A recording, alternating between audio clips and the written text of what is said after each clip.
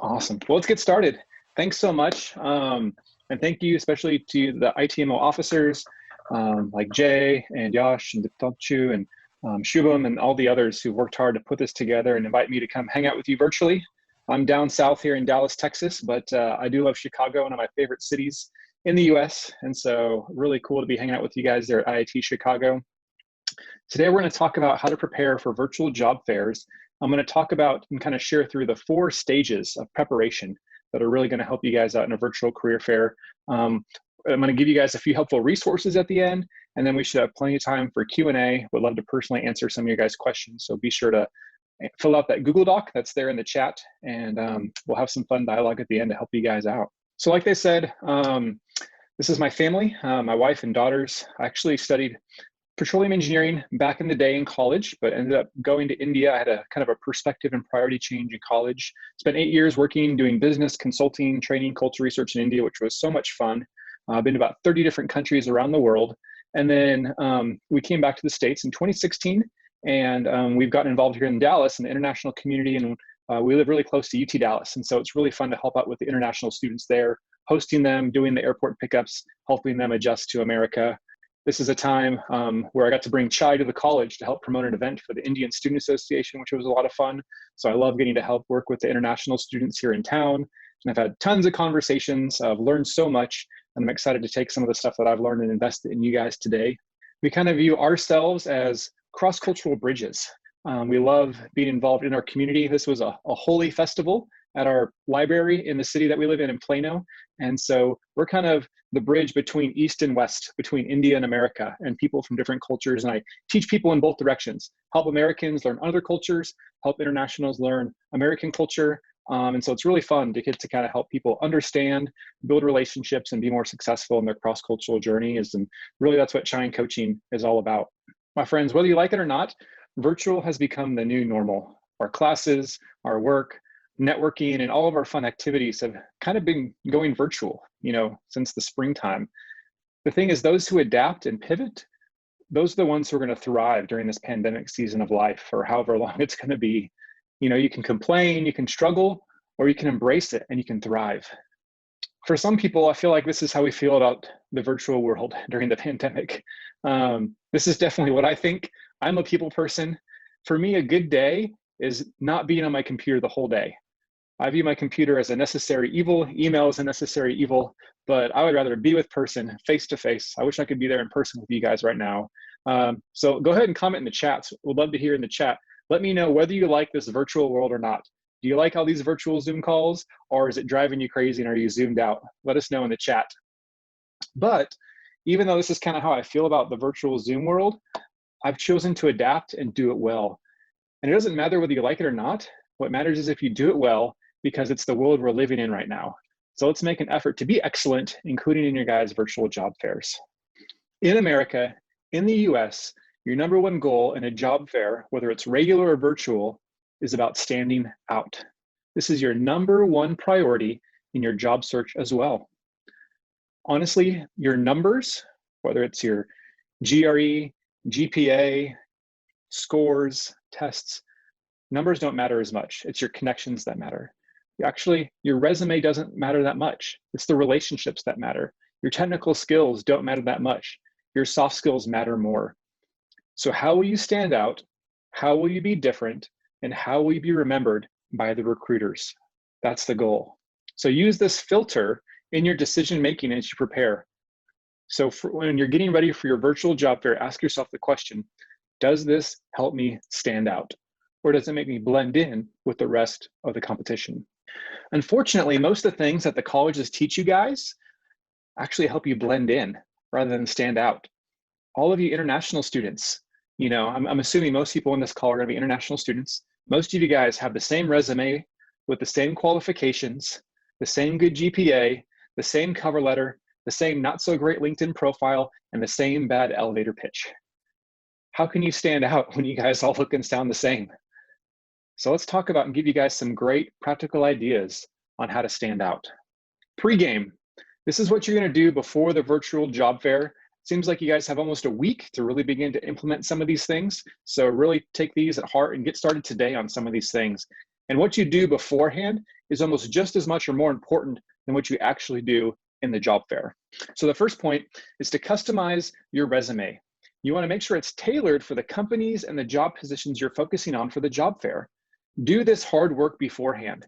If you show up to the job fair and your resume isn't relevant to the company or the job positions you're talking about, the recruiter is not going to waste their time on you. They want the people that have resumes that are relevant to their company and the job positions they're talking about.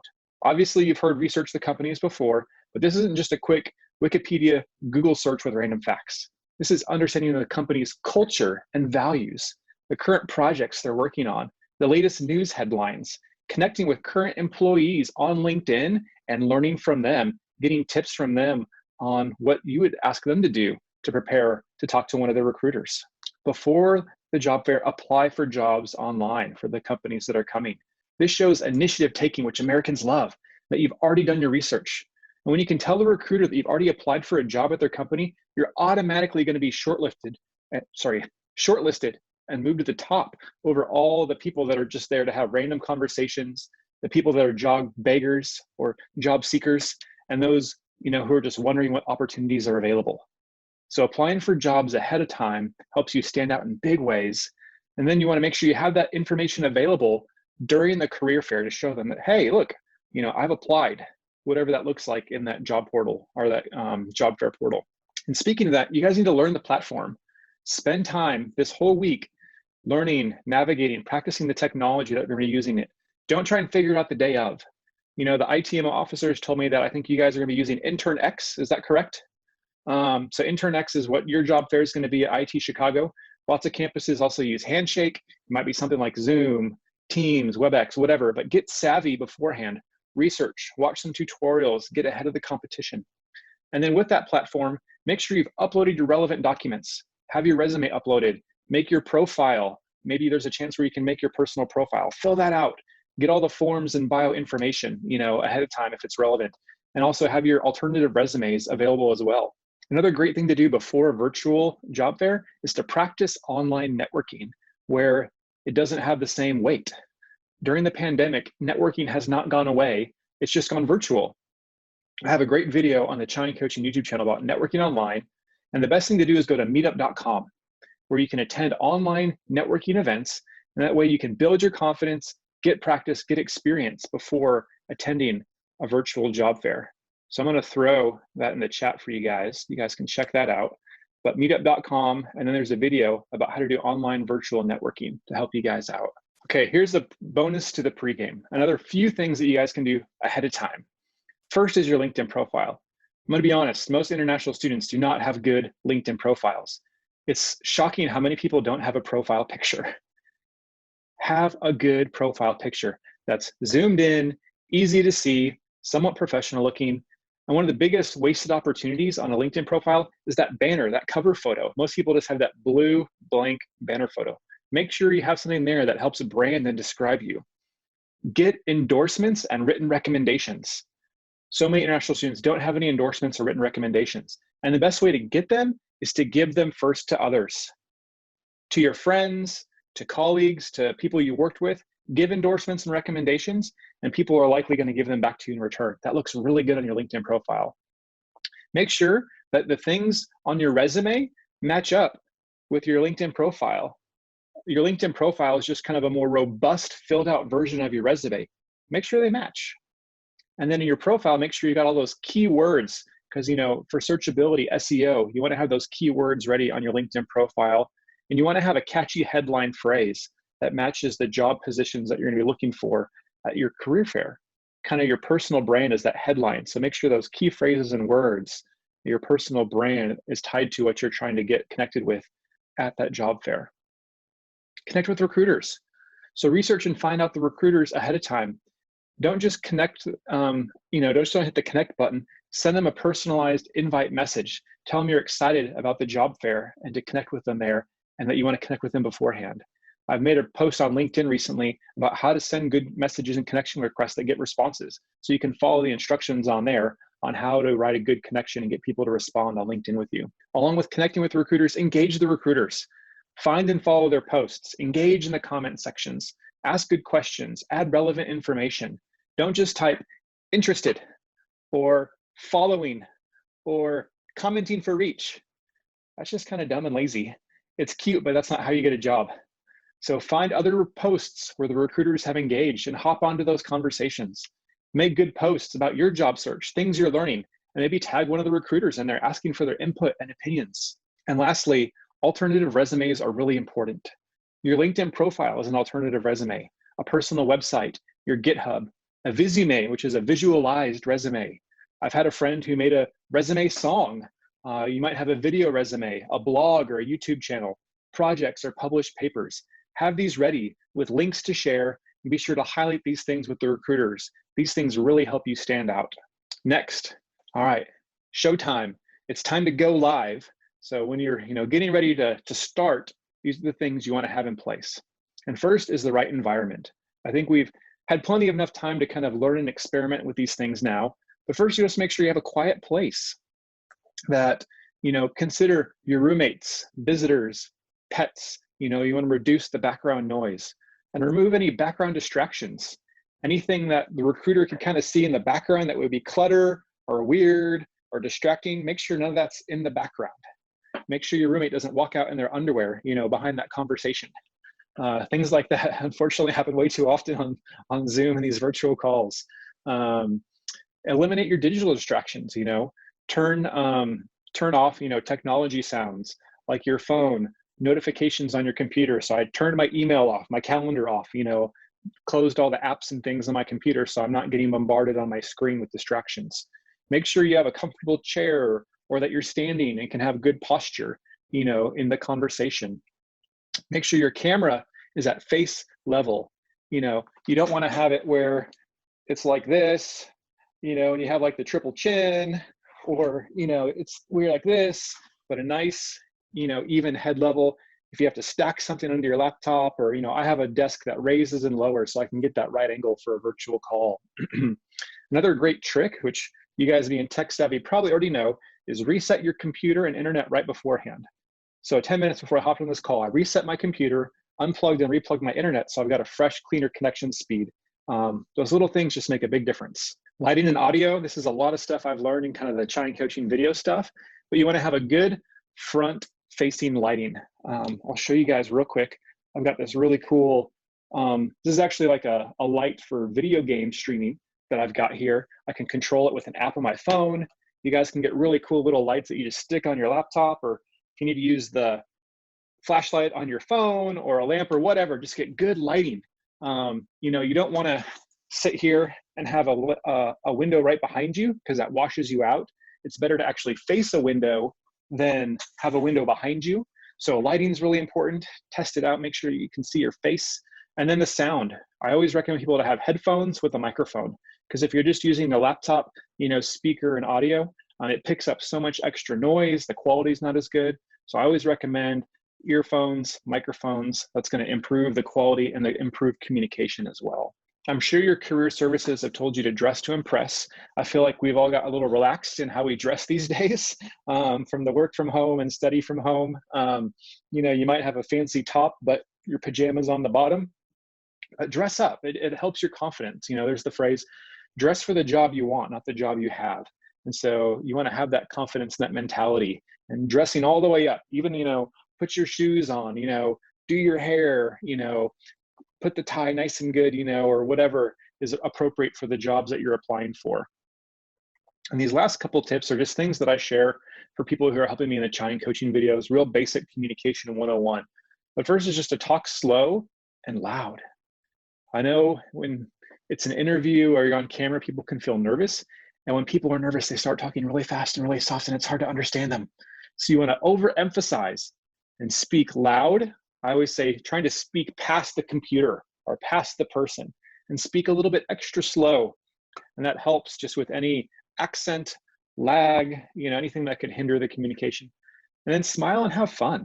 You want to be comfortable. The way that you portray how your feelings from your face is always reflect and impact the people you're talking with, your audience. And so if you're smiling and having fun, that's going to be reciprocated from the person who's on the other side of the screen with you.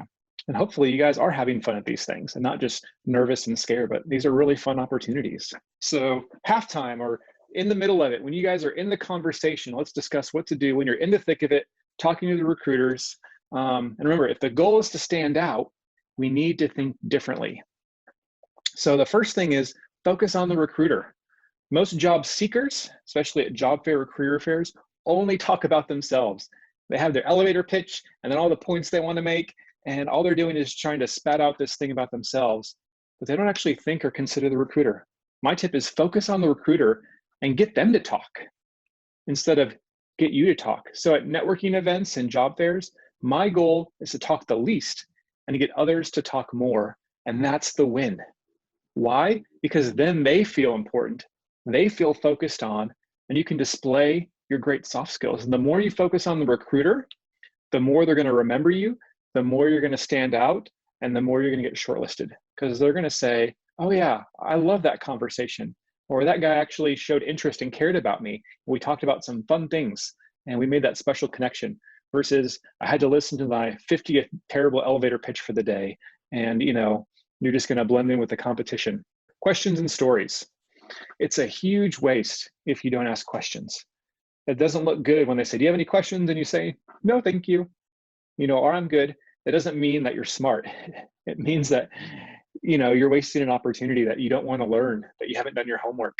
So spend time preparing questions for the recruiter, about the recruiter, the job positions you've applied for, the company, the industry. Again, it's a huge waste not asking good questions. And also have stories crafted and ready to share ahead of time.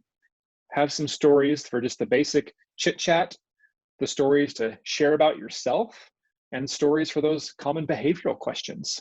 People always remember stories way better than facts and information. And so have good stories to help them remember you by. And then in your conversation, you want to really communicate your personal brand, your unique selling point. If you're going to be a hashtag, what would it be? How would you share it? What is a word or a phrase you want to define you and help the recruiter remember you by? And so ask questions and tell stories that emphasize your brand or your catchphrase. So in the comments, I want to hear from you guys.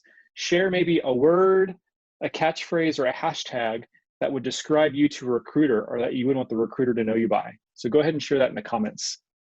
A word, a phrase, or a hashtag that would be maybe your brand that you want recruiters to remember you by. Go ahead and put that in the comments. I'd love to see it. Next is humble confidence. A fun kind of quote that you guys should remember here is that in America, technical skills get you the interview, but soft skills get you the job. Technical skills get you the interview, but soft skills get you the job. Recruiters, they're going to read your emotions, your attitude, your communication skills, your accent, your relatability.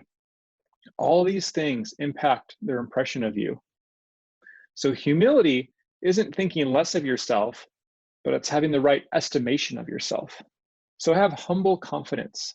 Strike a balance so that you can relate to the recruiters. Don't be shy, but don't be cocky. Be confident with what you are. Don't shy away from that, but don't try to pretend and be something that you're not. They'll see right through it. Tangible experience is really important as well.